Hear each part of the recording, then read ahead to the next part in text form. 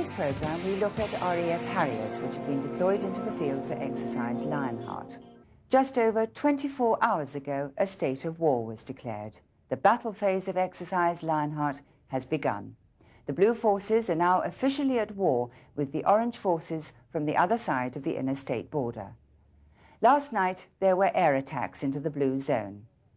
And at midnight Zulu time, recce parties from the Orange Forces crossed the border. And early this morning, the main attack began.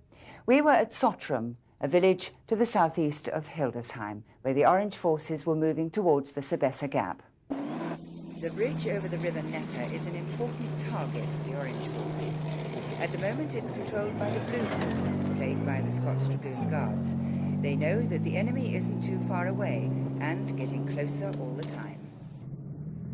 What's happening at the moment is that this bridge is being made ready for demolition. But first of all the friendly forces have got to go across. What we're now finding out is how many of the stream are still to go across before this bridge can then be blamed. The Royal Engineers have the task of blowing the bridge, and even as they lay their charges, more and more Blue Forces move westwards across the bridge. I'm doing a withdrawal through a demolition, and I'm waiting for my squadron to go through, the last vehicles to go through, and then I can leave.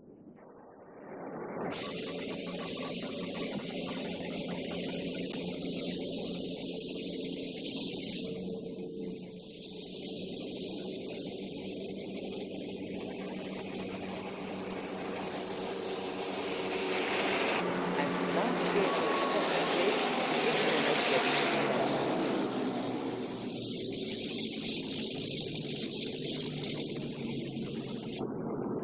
Or just simulate where an RCK, a rapid cratering device, would blow an abutment of a bridge and lead to the extension of the gap which vehicles should get across. So who has the job of blowing the bridge?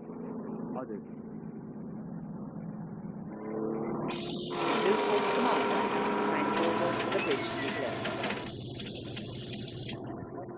Before the demolition now, I've had my piece of paper signed. I'm just going back to my vehicle, which is at a safe distance from the bridge, and from then I'll fire the bridge. So why has he decided to blow the bridge? Why? Well, ask him. I'm only here to blow the bridge.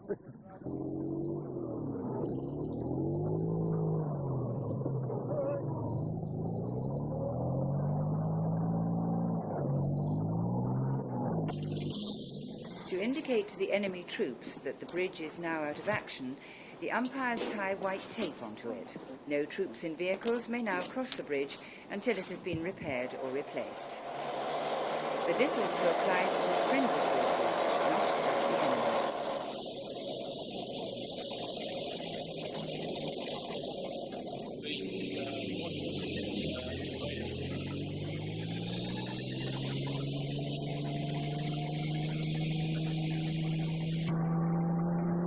Well, they come up to the Blue Forces and told them the bridge has been blown. So now they've got to find another route, and basically they're stuck now, because most of the bridges along this river have been blown. So now they've got to find a way to get back onto the other side. Within minutes of the Blue Forces having made their withdrawal, troops from the Orange side are approaching from across the bridge. They're men from the 13th Panzer Grenadiers Battle Group. At the moment, all they can do is to hope to reach the bridge on foot. Blowing the bridge will mean an inevitable delay for their armour.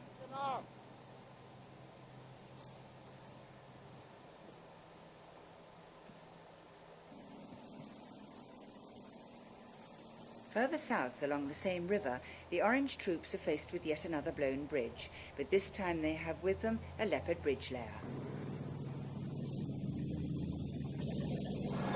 While they wait the time allotted by the umpires for a bridge-laying operation, their tanks are busy defending their position. Once the time is up, the tanks may cross and move deeper into the Blue territory.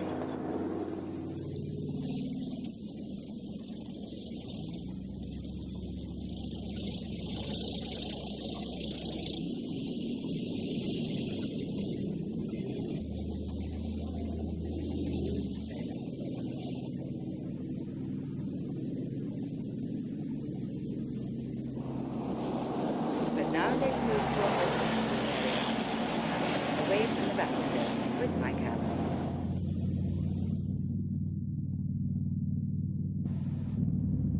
Well, believe it or not, Out here, nestling in the middle of the German countryside, between some farmers' fields and a small wood, I'm now standing right in the middle of a well-camouflaged, but nevertheless fully operational airfield.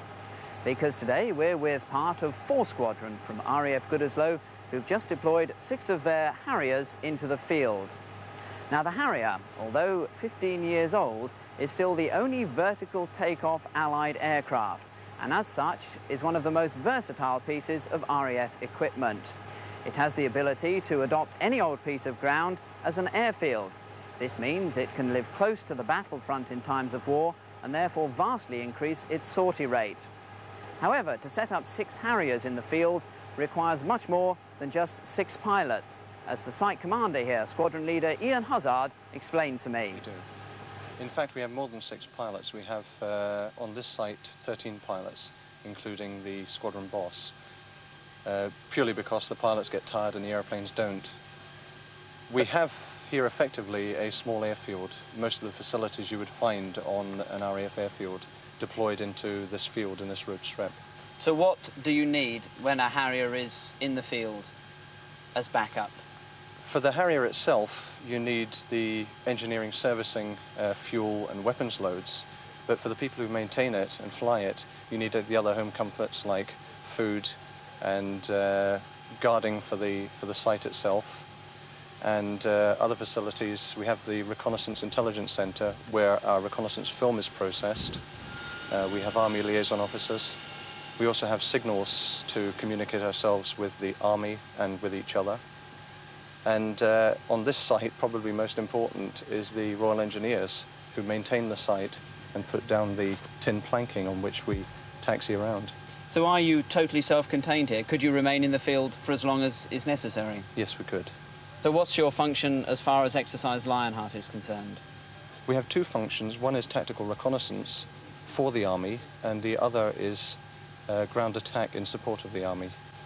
And what about the aircraft itself? Because it's not a new bird at all, is it? It's over 15 years old. It's still the only vertical takeoff jet aircraft the RAF have. It seems amazing that technology hasn't overtaken this design in 15 years. The basic design was spot on right at the very beginning, and even now when there's a new Harrier coming into service in a few years' time, the basic design and the way the aircraft works has not been changed because it was right first time. And what will we be expecting to see here over the next few hours now? Once the weather improves a little and the flying starts, you'll expect to see up to all 6 aircraft flying from the site, taking off from the road strip, which is just 100 yards away, flying for about 35 minutes, and then recovering to a small vertical landing pad in the farmer's field just next door.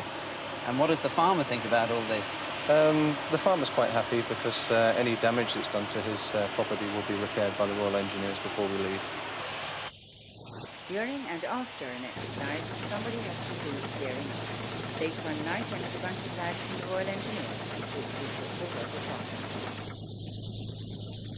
to Well, here we're doing damage control. We've got a report of mud on the road, and we've been sent out, and we're now clearing the mud up that's been left by the battle group as it moves through. How do you get these reports? The reports are sent in by the battle group or by the civilian police into Damcon HQ. They send it down to us at Damcon Park, and we get tasked and sent out to the locale. Do you think you're going to be busy during the exercise?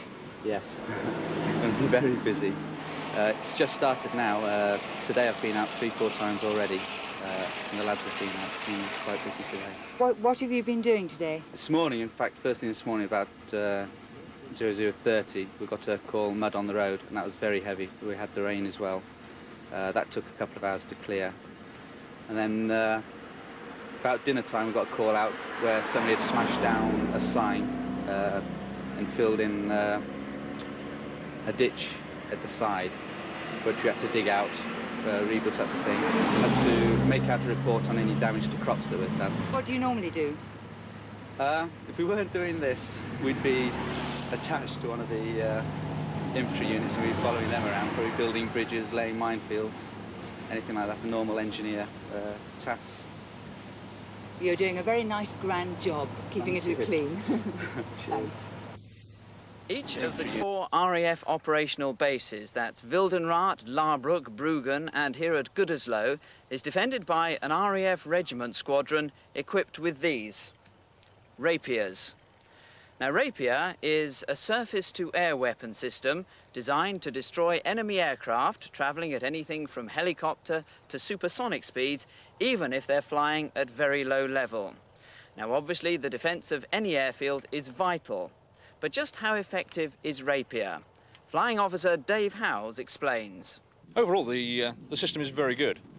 It has a number of redundant features insofar as it has a number of modes in which it can operate. And when a particular mode cannot work, for whatever reason, there's always there's a backup system, if you like. Insofar as at night, when obviously the visual side of an engagement would not be possible, there's the blind fire radar tracker, which will work in low light conditions and bad weather. Right, so let's assume that you get an alert that enemy aircraft are likely to strike here at RAF Gütersloh. What would be the procedure and how would you try to defend the airfield? Well, the rapier systems would be out and manned all the time at a certain alert level. And they will tend to operate fairly autonomously in terms of engaging aircraft. There is a fire control organisation which will link both air traffic, the rapier system and any other agencies in the area to make sure that we don't actually fire on friendly aircraft. But the actual detection of hostile aircraft is very much down at detachment level. And would it matter what the weather conditions, what the aircraft was, how low it was flying? They would all be factors affecting an engagement. Certainly no single fire unit itself would constitute a defence for an airfield. However, a coordinated defence using a number of fire units around the airfield would cover virtually all the approaches to an airfield and hopefully engage virtually any aircraft attack. Tomorrow on Lionheart Report, we'll be following the progress of the Orange Forces as they penetrate deeper into the territory controlled by the Blue Forces. Until